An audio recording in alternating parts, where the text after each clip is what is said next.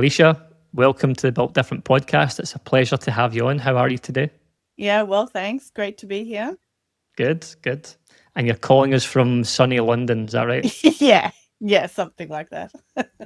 Uh, but before we get into the podcast, I'm hoping that it stays. I think the weather's okay at the moment. I've been told. Is that right?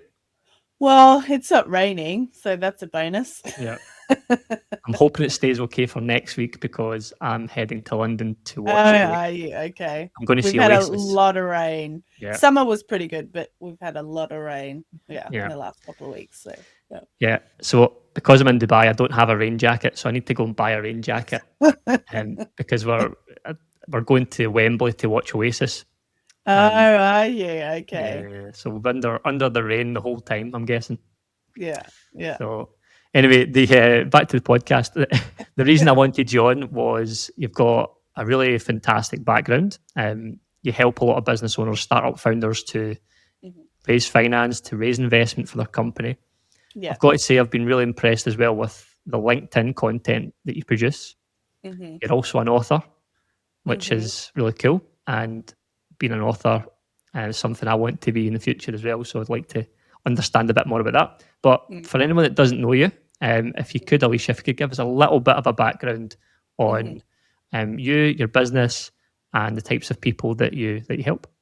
Yeah, sure. So, I've been in London for 20 years now, even though my accent says otherwise. And I kind of fell into the startup sphere. So, very lucky to have two successful exits with companies that I worked with. So, Love Film bought by Amazon, and then Funding Circle IPO. So once those two finished, decided to do the fractional route, largely because I like that early stage chaos. And but companies that size don't need someone like me full time. So decided to do that fractional side rather than looking for a new job essentially. And it kind of grew organically from there. So I started working for companies that were recommended to me, just in the network, and just kind of worked like a CFO for them without, Without the thinking too much title. about it, like Yeah. an employee. Do you know what I mean? Like, and then had to survive COVID because that was started the business in 2019, which isn't the best time to start. So survived COVID, and then after that, kind of realized that every time I get a new client in this kind of size, they often need the same things. Probably 75% of the first 6 months is the same for every single client, every business we work with, and then 25% is bespoke. So I kind of started getting into that rhythm, creating a framework, seeing what people really need, and yeah, kind of built it from there. Amazing. Yeah. And what brought you from Australia to London? Oh, like a lot of Aussies, we're just going to come here for 2 years, travel loads, and then go back home. And yeah, that didn't happen. So I was fortunate enough to have a European passport, so I didn't have to stress too much about visas. But yeah, I mean, most of the Aussies I came with did exactly that and have moved back home. But my husband's here, and now my kids are here, and so Yeah. yeah, still here. Yeah. So yeah. Yeah. The thing is with the line of work you do, I'm guessing there's a lot of businesses in the UK that you can help. That you've been helping. It's a big market for you Mm, to go yeah. after, isn't it? Yeah. The startup culture's much bigger here than Australia, obviously. Yeah, for sure. Hmm. Mm. Yeah. So there's a lot of ways we could take this because I've had a lot of finance experts on the podcast in the past, Mhm. CFOs, accountants. I've had a lot of Mhm. different people on, and Mm. there's a lot of similar patterns, I would say, with the Mm. clients that they help, Mm. and also with some of the feedback that I hear. So one of the things I do is I speak to a lot of business owners from a business growth perspective, implementing AI, etc. But one of the most common things that I suppose business owners tell me about their accountant is that they're not very good. And I Mm. always ask, well, why is that? oh well, I don't hear from them all year, and then at the end of the year I get an invoice, my Mm, yearly accounts. I don't understand what I'm actually looking at. I don't mm, understand why my corporation tax so big. I don't mm, understand why I need to pay this much personal income tax, etc., etc., etc.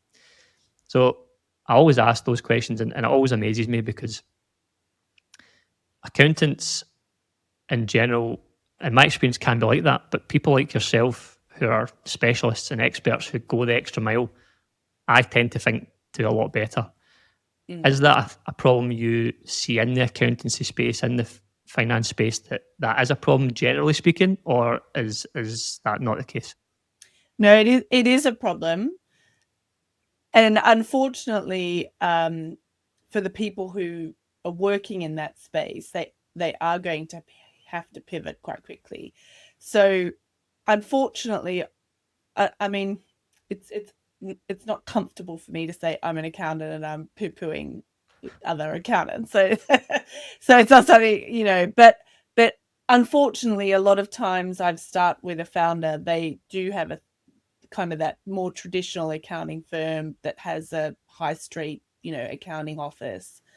And the accountants but basically what I say is they keep the lights on. So they make sure your VAT is filed, they make sure your corporation tax is filed, they maybe do your payroll as well, and maybe help with you with a bit of bookkeeping, but they're not adding any value to the business. They're making sure that the lights stay on and the compliance is sorted, and that's it.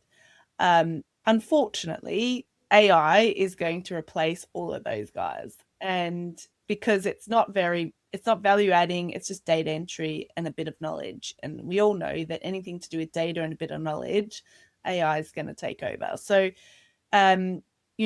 we do actually have our own bookkeepers now working for our team, just because we found that these kind of accounting bookkeeping firms, the margins are low, so they take on a heap of clients and they just churn it out without too much thought. And founders who are trying to grow business need more than that. So, so it is a problem with the profession, but at the same time, if they don't pivot, they're going to have more problems than unhappy customers, unfortunately. So, yeah, that's kind of how I see it. Mm. Do you see that as an opportunity? Yeah, well, yes. Yeah. So, yeah, I mean, AI and automating that is something we're constantly keeping eyes out for, whether something we do or whether it's something we implement. Yeah, that's definitely something we're looking at.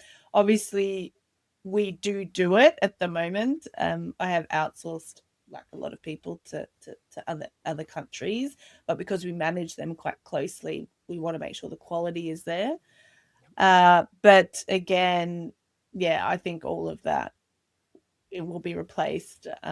So I mean, if I think about the kind of back office finance function anyway, when I was at Love Film 15 years ago, I had 6 people in my team, all just doing accounting back office. And now startups just need a finance manager, just need one Yeah. person to do all of that. So it's already significantly, improved as far as efficiency, but it's going to continue. Yeah.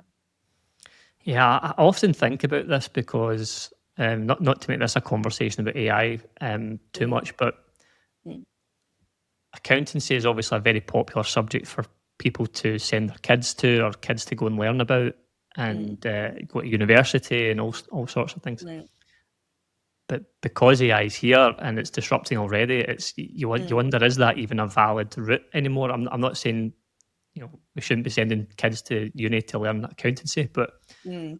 because it is, um, there's so much disruption there. I just Yeah. wonder, these people come through, are they going to be obsolete in many ways if they don't Mm, differentiate and make themselves stand yeah. out a bit more? And I suppose Yeah. to maybe link this back to you, Alicia, I can see from what you've done, you've been building a personal brand as well. Mm, I don't know if mm, that's been intentional or it's happened, but I think in line with what you're doing for your clients, the book you've got, all the other mm, stuff you've got going on, including your mm, LinkedIn profile, it just mm. elevates you above the average accountant. Yeah, I think so. And hopefully that's what we want to do. Is we want to be interesting and valuable to founders, and we have that catchphrase, maximize growth and minimize risk, because you know, so many businesses, they get someone like me, but not until they're like at Series B or bigger, and it's the early stage that really need someone to help them with managing cash flows, because cash is so tight. So and also I've seen, working for a fintech founders, they're very good at finance because they're Yeah. in fintech. So and seeing the difference between someone like that and say maybe someone in retail ecom who doesn't understand it really well is such a big difference. And you can see how sometimes someone in fintech can be quite successful with that knowledge. Okay, it is a different industry and that industry is bigger, but taking that to account, speaking to their board about finances, and someone in ecom speaking to their board, there's such a big difference, and that's where a CFO can be really useful, I think. Just going back to the student bit, interestingly enough, I was at a CFO thing last night, Okay. and we were talking about AI, and we were talking about how, that the kind of finance leadership role is here to stay. I think the thing we haven't quite worked out yet, and maybe time will tell, is, we all were junior accountants one day, and then we kind of learned and then grew and then change, and now we're finance leaders. So what's going to be interesting is, Mm. how do you learn the role and the ins and outs of it without being a junior accountant? How do you Yeah. That's the thing that I'm really So that interested that in. that pyramid, how do you actually climb the Yeah, pyramid now? Yeah. yeah. I mean, no doubt they probably said that when computers came in. You had the old school people writing in a ledger in a book. And they're like, how are you going to be able to learn accounting by doing it on a computer? So maybe we've already gone through that. But yeah, I think that's going to be the interesting part of the accounting profession is, how do you go from finishing a degree to a finance leader? I don't Yeah. know what the answer to that yet. Yeah, I don't think anyone's got the answer really. I think if we could all take a guess, but it's a complete guess, isn't it? Yeah, yeah. Time will tell, maybe. Yeah, yeah. It's interesting because it's such a big market. So I think like most service based roles, accountancy, finance, marketing, even Mm. law is another one. Um, Yes, yeah. that there's a lot of disruption going on. So yeah, it's interesting times. Mm, So when a client comes to you, you've mentioned a few things there already, Alicia, but mm, one of the common things I do come across is people don't know their numbers, they don't track their cash. mm, And there is a big disparity, as you mentioned, between people like fintech startup founders or other people. mm. Why do you think that is? Why is there such a disparity? Why is there such a lack of knowledge or naivety or ignorance towards the numbers? There's probably a number of things. I am one of those advocates that thinks personal finance and finance should be taught at schools rather than the Egyptians. I think it's much more relevant, and it's shocking how little it's part of the education system. Yeah. So, in Australia, there's a guy called Barefoot Investor. He's quite well known in Australia, not outside Australia. He actually created a book for kids to learn about finance. And, Yeah. I've actually bought that. I've had to translate a few things into from superannuation to pension, a few of those things. But apart from that, it is like I don't know why the educators or the powers of be in the government haven't done that. But anyway, I think that's one thing. I think also, people think that because they weren't good at maths, they're not going to be good at accounting. That's Yeah. absolutely not true. Yes, they're numbers, but they're not difficult ones. As long as you can add and subtract, uh, then then actually accounting's not too difficult. So, we certainly have worked with founders who want to put their head in the sand and not look at the numbers, but actually when you take it through them and do a bit of an education, actually they realize it's actually not that difficult. So, Yeah. so there is that kind of stigma, I think, attached. I've only just created a YouTube video. I've got 2 channels actually. One of them is for wannabe CFOs, which is bigger, but I've just started one for founders because, yeah, just taking through this is what a cash flow is. Actually, it's not that hard. It's not, even though it looks hard because there's lots of numbers. Yeah. Yeah. It's that initial period, isn't it? Because that's the exact same thing we do. If we acquire a share in a business or partner up with a business, Mm, nine times out of 10 they don't track cash, and it's mm, the very first thing we implement. And because people will quite often say to us, "Oh, I'd love you to invest in the business." Okay, can you can you show me anything? Can you show me some numbers? Can you show me the run rate? Can you show me, how mm, long have you got before cash runs out? They don't have any of this, but yet you're mm, looking for me to bring a pot of cash over and hand it over. It's like that's mm. it's not going to happen. No.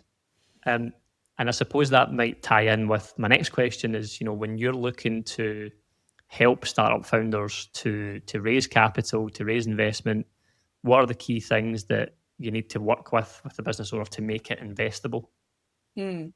There's a few things. The first one is making sure the numbers are trustworthy. So we do a financial due diligence. We do that with every single client since we start with them. Because again, going back to, I hate to say it, but going back to bookkeepers that have 500 clients and are trying to get through too much, there's a lot of mistakes, and they will reconcile your cash. Not always, actually, but hopefully they reconcile your cash, but they won't reconcile the rest of the balance sheet. And so the balance sheet, that's where the skeletons are. So you may have a heap of junk basically sitting on your balance sheet, and the only way you can get through that is pushing it through your P&L, which affects your profitability. So so that's the first thing, especially because in this current climate, investors are doing much more due diligence than what they were doing, say, in 2021, where we all had tons of cash. So Yeah.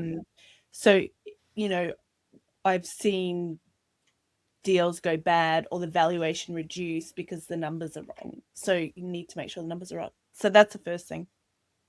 The second thing really is making sure that you're tracking the right KPIs. So I find that you have your North Star KPIs or your top 5 KPIs that will always be important. But then if you're telling a potential investor that these are my 3 strategic goals for the next 12 to 24 months, and these are all of this is how we're going to do it, which essentially is your operational goals, you need to make sure that you're tracking the KPIs Yeah. that will tell you whether you're going to achieve these goals or not. Because otherwise, how are you going to change? How are you going to make sure that you do what you say you're going to do? So I think that's really important. Um, Obviously, managing cash. Yeah. So you need a budget. I think a lot of people are quite good at putting something together that looks at your revenue and costs, but doesn't translate that into cash. So if you do have someone helping, you need a 3 financial statement budget, your P&L, balance sheet, cash flow, not just your revenue and customer numbers. So you really do need to understand that. And then something that sounds a bit weird is you also want your, say, your P&L, for example, and your budget and everything to tell the same commercial story that you're saying as a founder. It should match your pitch deck. So if your pitch deck says one thing, your numbers should say the same thing.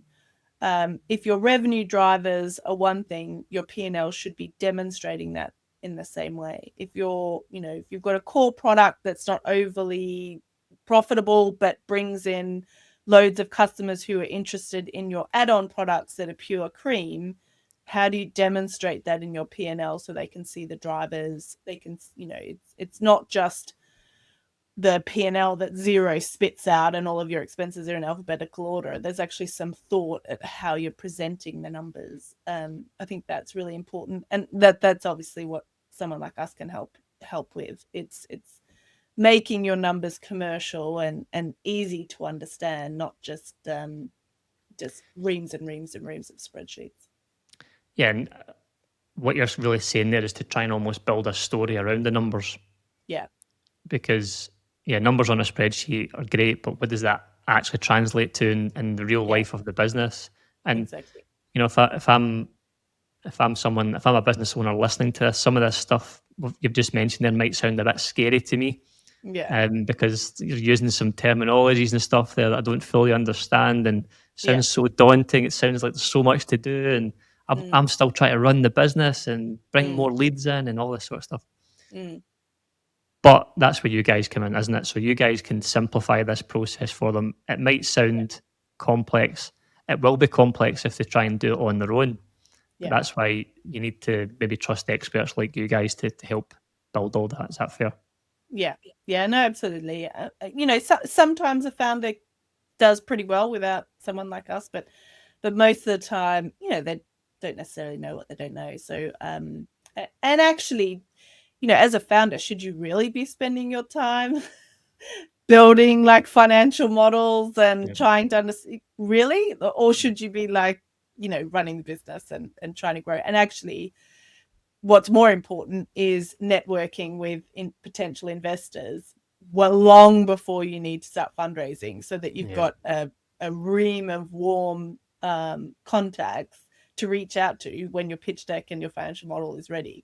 And actually, if you throw the finance to someone who knows what they're doing and spend your time networking with your investors and growing your business, you'll be in a much better place than if you try and do it all on your own.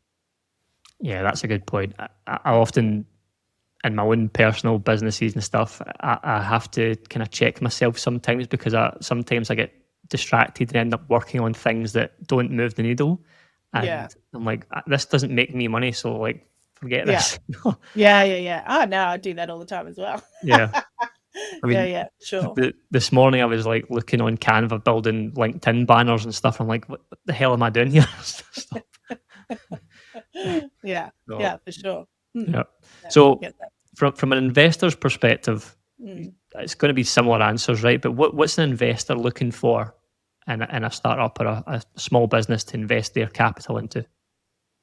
Yeah, so there's a few things. So they want to know uh, what problem you're trying to solve. So, why do you exist, essentially? Why do you exist and why you? So, why is your particular solution great, basically?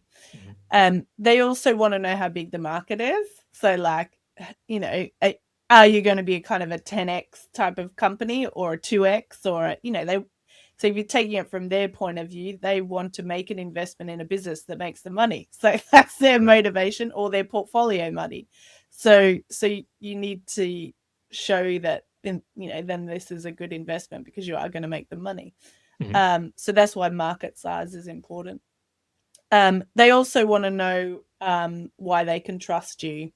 So that's a big one that sometimes people forget. So if they're going to, you kind of mentioned before, if you're going to give someone a ton of cash, can you trust them that they're going to deliver what they say they're going to deliver?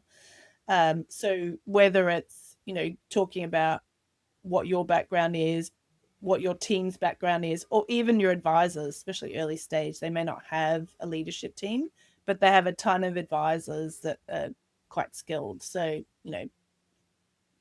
my face has been on quite a few pitch decks. So yeah, so they want to make sure they can trust you and your team. So, making sure that everything's coherent. Um, especially a VC, they're certainly going to chuck your numbers and your pitch deck and the competitors and the market size to an analyst or AI, and they are going to crawl all over everything. So being prepared for that is really important. Yeah, and again, if I was to maybe put myself in the listener's shoes or the viewer's shoes, is it anything like Dragon's Den? You know, people come on and there's, you do the pitch and people just hand you money based on the pitch. There's more to it than that, isn't there? 100%. Yeah. Yeah, no. Yeah, 100%. So, a fundraising round is easily 6 to 9 months, easy, Yeah. sometimes even longer. And sometimes at the end of that process, you don't actually get the funds. So That's it's I think that's important to say. It's also it's mentally tough sometimes for people to go through that. You need to be prepared for setbacks, knockbacks. But, that's the same as anything in business, isn't it? 100. Yeah, there's a lot of no's. There's more no's than there are yeses. So yeah, I've certainly seen even incredibly experienced founders where it's not their first rodeo, and they've got to the end of a fundraising process and had to go to existing investors to get more, to extend the runway slightly, because they need to deliver a little bit more before they go back to market again. So no, it's definitely a tough process. Yeah, it's exhausting, it's emotional. Yeah. Yeah. And that's just for you, not the founders. Yeah. So before we begin to wrap up, Alysha, so the types of people that you want to work with, the types of clients. So you mentioned a few industries and stuff. I know it's startup founders primarily you look for, but who would be your ideal client if someone's listening to this and they've got an idea or they've already started a business? Who's the type of people that should approach you? Yeah. So ideally we want the business to have been around for a little while. I've certainly helped very early stage, but it's a bit of advisory and then see you in a year or two when you're ready to go, kind of. So you do kind of want them to be a little bit established. The industries we work on is generally anything tech, obviously fintech, ed tech, Biotech, yeah. meg tech, anything with tech in it. Yeah. So the kind of the online stuff. We do have a couple of FMCGs as well, which is a bit different, but and med tech. But yeah, I mean largely online businesses. We actually do have one services business as well, but yeah, anything that's kind of interested in fast growing. So there's a lot of SMEs out there, obviously, that are quite happy just with your 5% year on year growth and just chugging along. But we primarily work with faster growth. So how can we kind of maximize the limited resources that you have in order to grow? And businesses that are interested in fundraising and exiting at some stage, in 5 to 10 years time. So they're kind of the businesses that we go for. Most of the businesses we work with have at least a bookkeeper. And then sometimes the founders are doing everything. Right up to we start working with someone who's got, say, maybe a financial controller, and that's it. So we kind of build on to the finance function that they already have. So yeah. I do see it as a really interesting time for people like yourself, Alysha, because there's more probably startups now than probably any time really. It's so easy to start a business, but with AI now you can take an idea very quickly and grow it. And obviously there'll be a lot of businesses that don't make it, same as any other time in history. But those fast growth ones that've got AI as the foundation of whatever it is they do and are looking for investment, there's going to be some huge opportunities in the next few years for those types of businesses. Yeah, no, for sure. Yeah, for sure.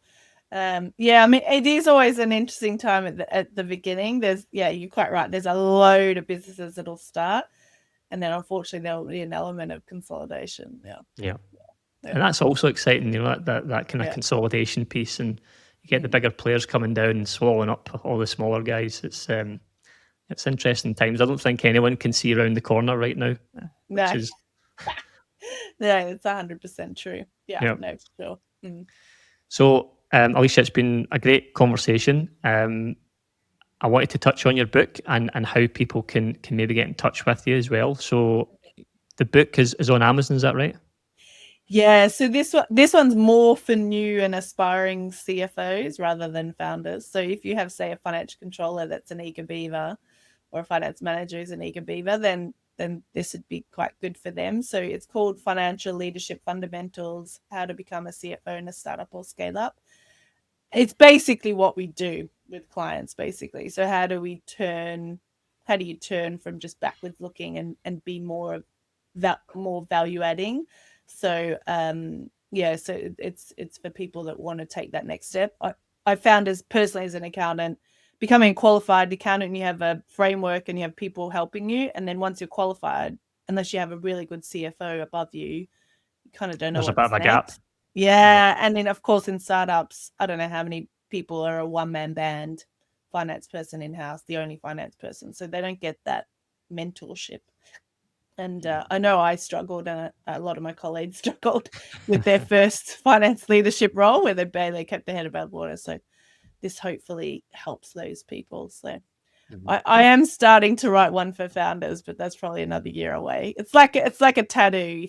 I don't have any, but I know people who've had tattoos say that as soon as they've had one, they start thinking about the next one and the next one. I think book writing's the same. I've Yeah. got huge respect for you doing a book, because I did attempt starting it, and I didn't give up. It's still there, but it's Good. tough. It's tough. It is. It's not an easy process, no. And I can't believe I've started thinking about writing another one. I'm sure it'll be a good one. If people want to get in touch with you, what's the best way to do so? Yeah. Probably to LinkedIn, obviously. There's lots of stuff on LinkedIn, but fastgrowthconsulting.com. We have a free resources tab. We also have a quiz, a 10-question quiz for founders who want to see if they're investor ready or not. It takes you 3 minutes. So there's a couple of things that you can download. I write blogs on there as well. So fastgrowthconsulting.com will be a good one to go to get some resources. Amazing. Okay, awesome. Well, pleasure to have you on, Alysha. I think a lot of people get value from this. I certainly enjoy the conversation as well. I always like, if there's an opportunity to bash accountants, I'll always take the opportunity. So, but, I'm excited to see what happens for you as well next. And if anyone wants to reach out to you, we'll put all your handles and stuff in the show notes. Amazing. Thanks so much for having me, Stephen. Thank you. Thanks, Alysha. Cheers.